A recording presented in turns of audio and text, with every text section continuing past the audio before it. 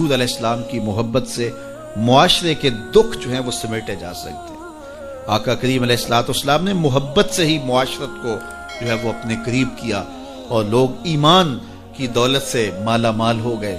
وہ ایک بچہ آیا نا اپنی ماں کے لیے لباس لینے کے لیے، اور پہلے وہ گیا اپنے چچا کے پاس، اس کی ماں بیوہ تھی اور اس کا لباس پھٹ گیا تھا، اور وہ اپنے چچا کے پاس گیا تو اس نے دتکار دیا۔ ماں نے اس کو روکا تھا بیٹا نہ جانا، لیکن اس نے کہا کہ تیرے بدن کے اوپر جو لباس ہے وہ بھی پھٹ گیا اور جگہ جگہ سے جسم جھلک رہا ہے، تو میں اپنے چچا سے آپ کے لیے لباس لے کے آتا ہوں۔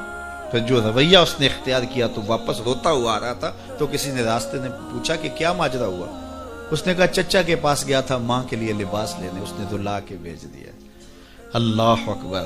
تو اس نے کہا کہ جا سینے حرم میں محمد نام کا ایک شخص بیٹھا ہوا ہے، اگر تو اپنا دکھڑا اس کے سامنے پیش کرے تو وہ امید ہے تمہیں رد نہیں کریں گے، لیکن سن لے ان کا دین کوئی اور ہے۔ اللہ اکبر۔ اپنے ماں کے پاس آیا تو ماں کو کہا کہ چچا نے رلا کے بھیج دیا، لیکن آپ کی حالت مجھ سے دیکھی نہیں جا رہی۔ بچہ ابھی شعور کی منزلوں میں قدم رکھ رہا تھا، پہلے بہت چھوٹا تھا، اب اس کے اندر ایک جذبات تھے بچے کے اندر۔ تو ماں نے کہا کہ بیٹا نہیں، ان کے پاس نہیں جانا، سنا ہے کہ جو ان سے ملے دین دھرم چھین لیتے ہیں اس کا۔ اللہ اکبر۔ تو حضور علیہ السلام کے پاس جانے سے ماں روکنے لگی، لیکن بچے نے کہا کہ امی میں پکا رہوں گا، بتوں کا وفادار رہوں گا، تم اس ٹینشن کو اس پریشانی کو چھوڑ دو۔ اور حضور کی خدمت میں حاضر ہوا۔ حضور صحن حرم میں چادر اوڑے بیٹھے ہوئے تھے، اور جا کے کہنے لگا میں پہلے بات آپ سے کر لیتا ہوں، آپ کا دین میں نے قبول نہیں کرنا۔ حضور مسکرا کے بولے بیٹا بتاؤ کس لیے آئے ہو؟ کہا میری ماں بے لباس ہے، میں آپ سے لباس لینے آیا۔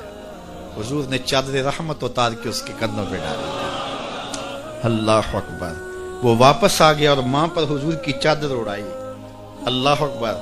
اور ماں نے کہا کہ بیٹے اس نے اپنا دین تو نہیں تجھے دیا؟ کہا نہ، میں نے پہلے کہہ دیا تھا تیرے دین نہیں مانوں گا۔ ماں کہنے لگی پتر اس کا دین ماننا چاہیے، یہ جس نے رحمت کی چادر ہمارے سر پہ تان دی۔ اللہ اکبر۔ تیری تک کے ادامہ میں مرید ہو گئے۔